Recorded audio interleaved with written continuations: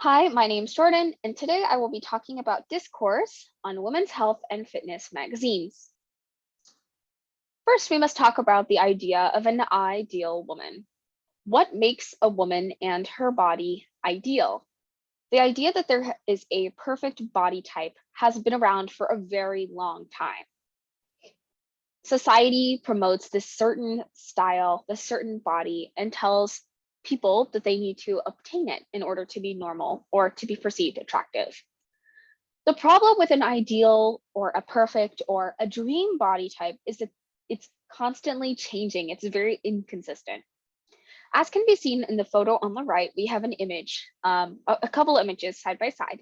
And this was an experiment conducted by Casey Ho, who is a well-known fitness influencer and YouTuber who runs a Pilates YouTube channel called Blogilates.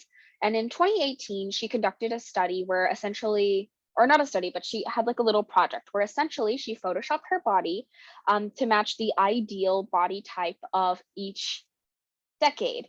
And she went from the 1800s all the way up to the year that she did this project, which was 2018. So as we can see in the photos, the far left is her unaltered normal body. Then we have a more hourglass figure in the 1950s, a very, very slim figure in the 1990s, and once again, a more curvy hourglass figure in 2018.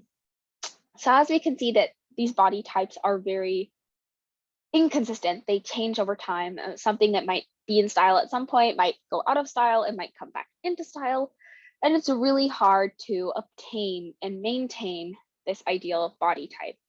So where do these ideas come from? And what do these ideals do to the mental and physical health of young people? Well, in order to understand that, we kind of got to talk about discourse in media. So discourse in media is extremely important. Scullin stated it very well when he said that discourse of media and advertising is an active component of the construction of our own social environments as well, and social interactions. What this means is the media, the things that we see, hear, read, the things that we're surrounded with directly affect the way we perceive the world and the way we interact within it. We interact with media, like discourse in media, daily, all the time. And some examples of these interactions include billboards, magazines, any form of social media, TV, and movies. Of course, there's more. This is just a few. So because we're constantly surrounded with this different media, this different discourse with media, we shape our own opinions, beliefs, our values based on what we consume from that media. There has been some really interesting research that's been done on magazines and the discourse of them. One case being the research study conducted by Mackin and Thornborough, where they analyzed the covers of 44 international branches of Cosmopolitan. Cosmopolitan is a very well-known women's magazine that focuses on women's work and sexual lives. And they have 44 different international branches. Each branch, while still part of the Cosmopolitan brand, has a little bit of freedom to change the layout and their format of that particular magazine in order to fit their specific demographic. The goal of this research study was to analyze the different depictions of women and their lives by the same company in different parts of the world.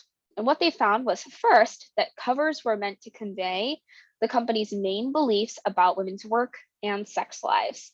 And while covers were very similar, they also had some key differences that showed the slight difference in values for that particular location and that particular culture. The second thing they noticed was that Cosmopolitan tended to create a fantasy world where women's beauty and sexuality magically empowers them. Language tended to make the audience feel more sexually naive, immature, or generally less knowledgeable, and thus helped readers to make a connection with the writing. If they couldn't make a connection or they didn't find the relatability within the article, it was okay because readers could put themselves in a fantasy situation or they could imagine themselves in these scenarios. This brings me to my own personal research questions.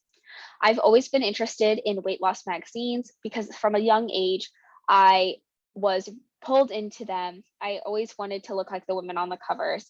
And now that I'm an adult and I recognize that a lot of these old magazines I viewed as a child were harmful, I decided it would be a really interesting thing to research.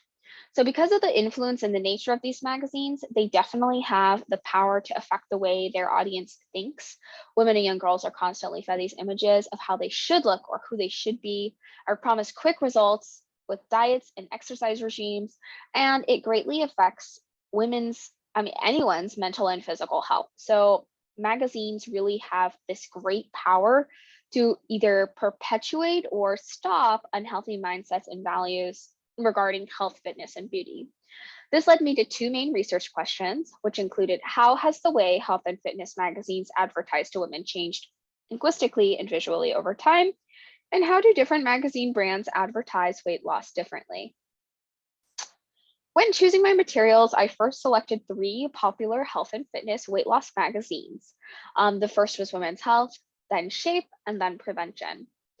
Next to each brand name, you can see here that I have a an excerpt from each magazine's About Me page and how they describe themselves. So Women's Health describes themselves as a source of information on the latest health, fitness, weight loss, nutrition, and beauty news and trends, whereas Shape describes itself as a company that just advocates for wellness is for all, and Prevention wants to help people to improve their physical, mental, and emotional well-being. The reason I chose these three magazines is that they are all very popular, and while they all share very similar mission statements, they are slightly different. And I thought that these differences would be really interesting to view in the cover of these magazines, like how these different views are showcased. And then after selecting the brands, I decided to choose a total of 9 magazine covers, one cover from each magazine from the following years, which included 2010, 2015, and 2020. So again, I had a total of 9 magazines and a time frame of 10 years. When it came to the methods of analysis, I decided to use an adapted version of Tung's 2004 multimodal approach. So essentially, the structure created different categories for both visual and linguistic components of data that are being analyzed. We can see the visual components included like the locus of attention, as well as complements, all of the display categories and an emblem, whereas linguistic components included announcements, enhancers, emblems, tags, and call and visit information. As with any research study, I did need to change the structure in order to fit my own personal analysis. So I made a few additions and adjustments to the original list of factors being evaluated. The first thing I did was remove the tag and call and visit information categories, as I felt that they didn't really reflect the categories I wanted to use.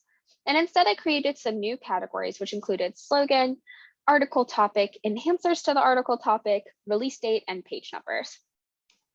After creating all of these categories and making sure I felt like I could clearly analyze the magazine covers, I analyzed both the visual and linguistic features of each individual magazine cover.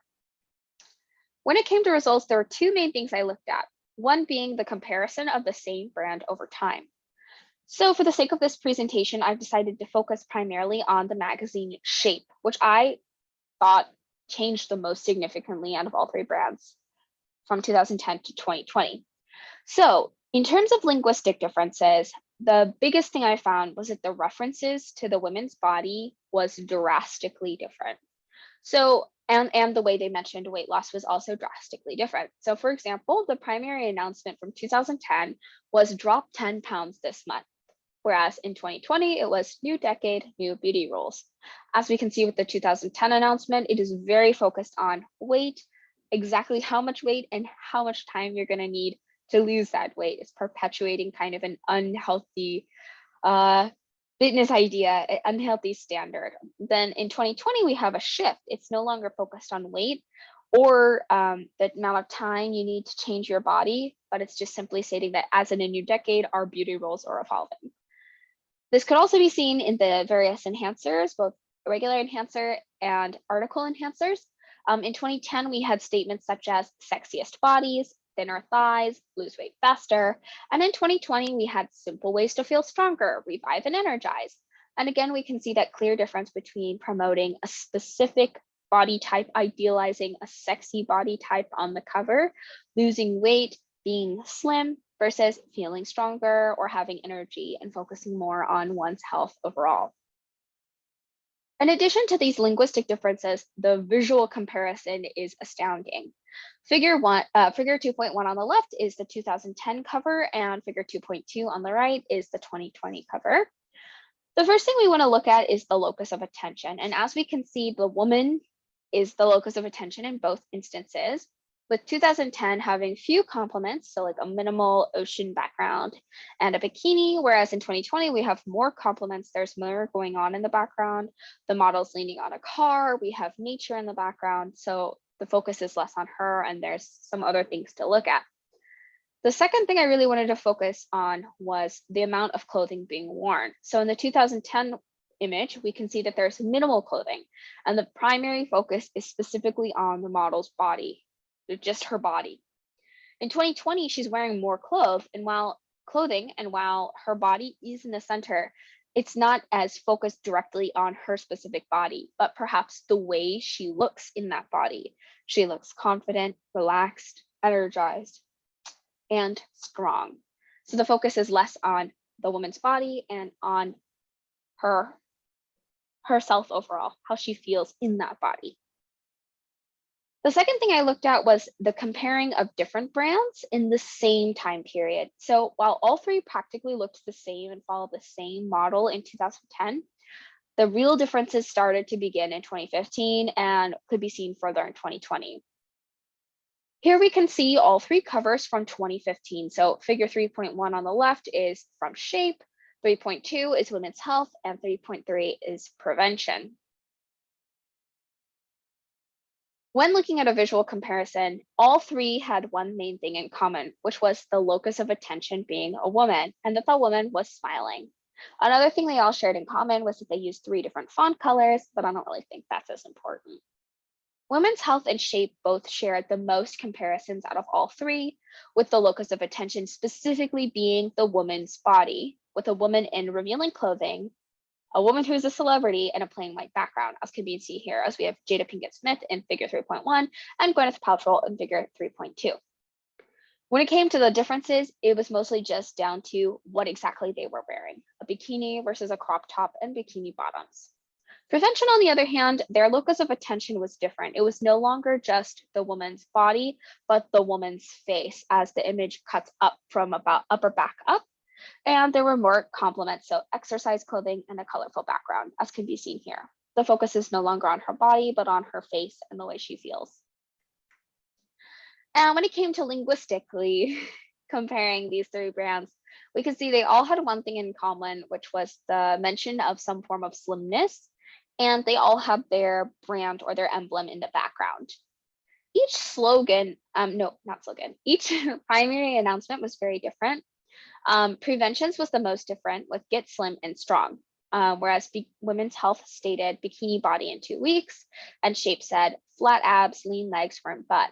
Both Women's Health and Shape were more focused specifically on getting a specific kind of body or a specific feature. And while Prevention did mention slimness, they also mentioned strength, which is different.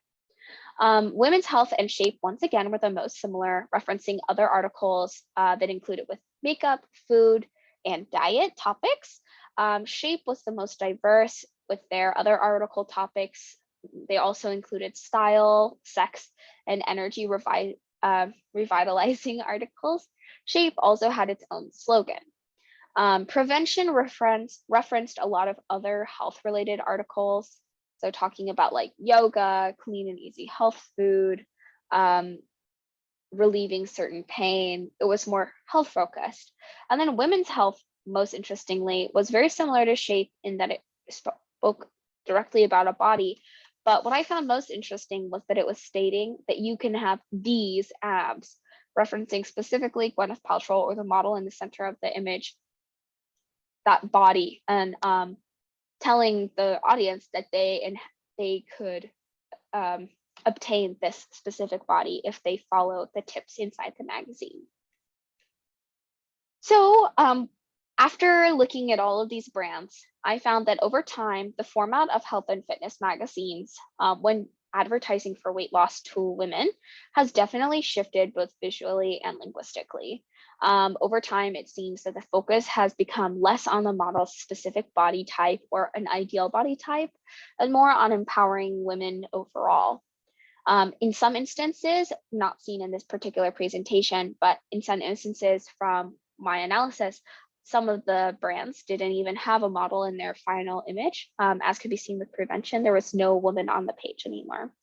And another thing was that the language was less focused on appearance or specific body features and became more focused on strength and overall wellness.